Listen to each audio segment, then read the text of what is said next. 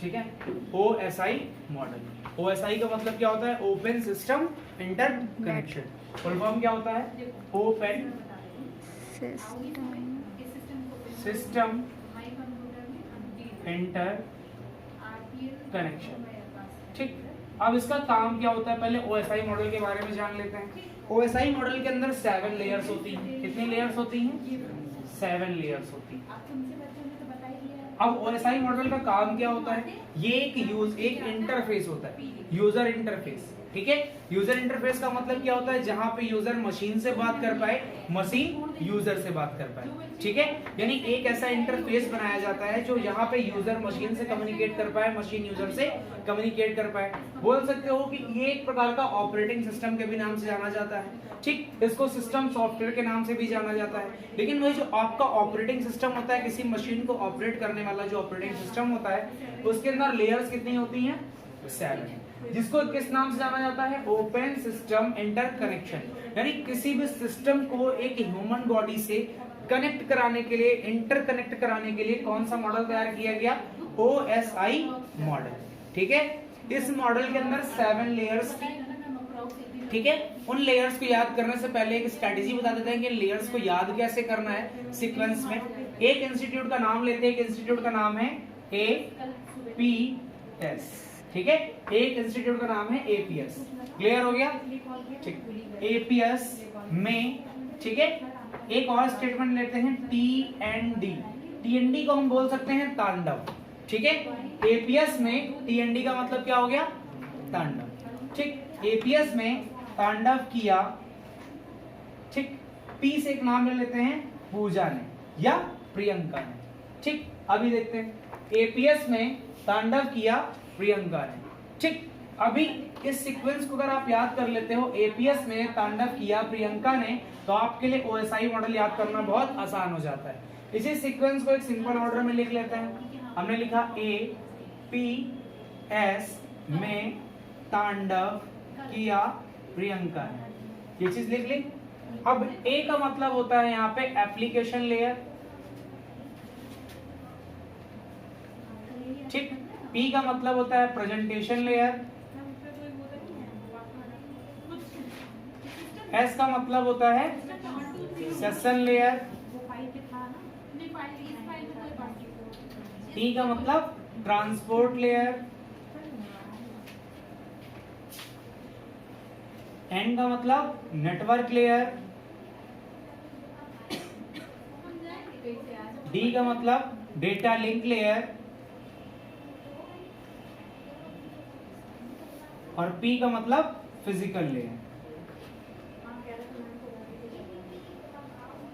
ठीक, अब स्टार्ट करते हैं। फिजिकल लेयर क्या होता है? जैसे कोई भी एक कंप्यूटर है, एक कंप्यूटर हमने ले लिया, ठीक, दूसरा ये कंप्यूटर हो गया, इनको एक सिंगल वायर से हमने कनेक्ट कर दिया। यानी फिजिकल रूप से जब दो या दो से अधिक कंप्यूटर कनेक्ट होते हैं किसी एक वायर की मदद से, या बोल सकते हो कि ऐसा कनेक्शन जहां पे फिजिकली रूप से दोनों चीजों को हम छू सके, वो क्या कहलाएगा?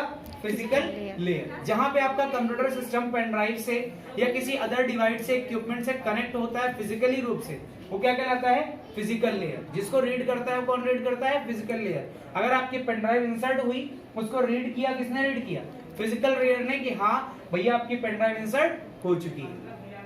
अब आते हैं डेटा लिंक लेयर पे। डेटा लिंक का मतलब क्या होता है? जैसे मान लो आपके कंप्यूटर में, यहाँ पे आपके कंप्यूटर में डेटा पड़ा हुआ है, ठीक, अब आप व्हाट्सएप पे फोटो को भेजना चाहते हैं, तो अब इस डेटा को उठा के यहाँ लिंक करोगे। यानी किसी भी डेटा को किसी जगह पे लिंक कराने के लिए या एड्रेस देने के लिए हम लोग डेटा लिंक लेयर का इस्तेमाल करते हैं। क्लियर हो गया?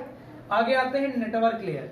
नेटवर्क लेयर का काम क्या होता है? आपके कंप्यूटर सिस्टम में नेटवर्क को प्रोवाइड करता है।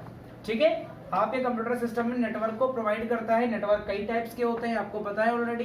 यानी आपके कंप्यूटर सिस्टम में नेटवर्क को ये प्रोवाइड करता है, जिसकी मदद से आपका जो डेटा है ये शेयर हो पाता है ग्लोबली। अभी यहां तक फिजिकल लेयर में क्या था कि एक लोकल एरिया में सरवाइव कर सकता है, लेकिन जैसे ही नेटवर्क लेयर आती है आपके पास, तो ये ग्लोबली यानी पूरे वर्ल्ड में आप डेटा को शेयर कर सकते हो। ठीक, जैसे व्हाट्सएप, फेसबुक, इंस्टा, ट्विटर, कहीं भी आप डेटा को शेयर कर सकते हो।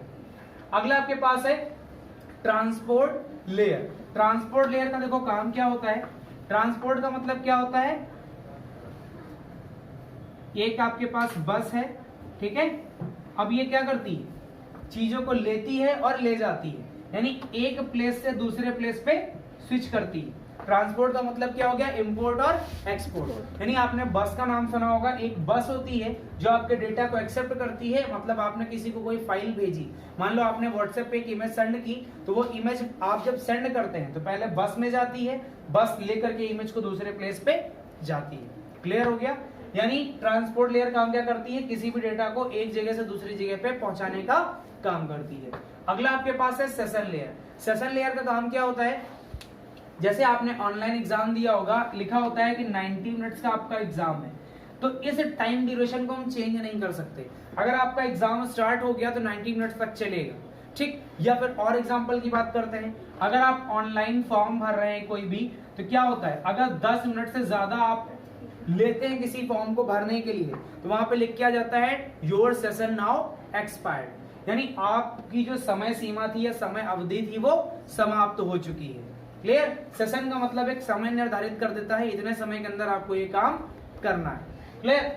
अभी आपके पास बचता है प्रेजेंटेशन लेयर। प्रेजेंटेशन लेयर क्या होता है, जैसे कोई भी चीज आप मूवी चलाते हो अपने कंप्यूटर सिस्टम पे, आपने मूवी प्ले किया या फिर आपने क्या किया, कोई इमेजेस प्ले की, सॉन्ग प्ले किया, तो वो जो सारी चीजें प्ले होती हैं, ठीक है, वो जो सारी चीजें प्रेजेंट होती हैं, कौन प्रेजेंट कराता है, आपका प्रेजेंटेशन लेयर। जो भी चीजें प्रेजेंट कराएगा कौन कराएगा, प्रेजेंटेशन लेयर। अब एप्लीकेशन लेयर क्या होती है, आपको सॉफ्टवेयर बताया गया था, टाइप्स ऑफ सॉफ्टवेयर बताया गया था, वहां पे एप्लीकेशन सॉफ्टवेयर के बारे में बताया गया था। यानी कोई भी थर्ड पार्टी सॉफ्टवेयर अगर आपके कंप्यूटर में इंस्टॉल हो रहा है तो उसको कौन मैनेज करता है, एप्लीकेशन सॉफ्टवेयर। क्लियर हो गया वैसा ही मॉडल, समझ में आ गया, नौवीं क्लियर हो गया।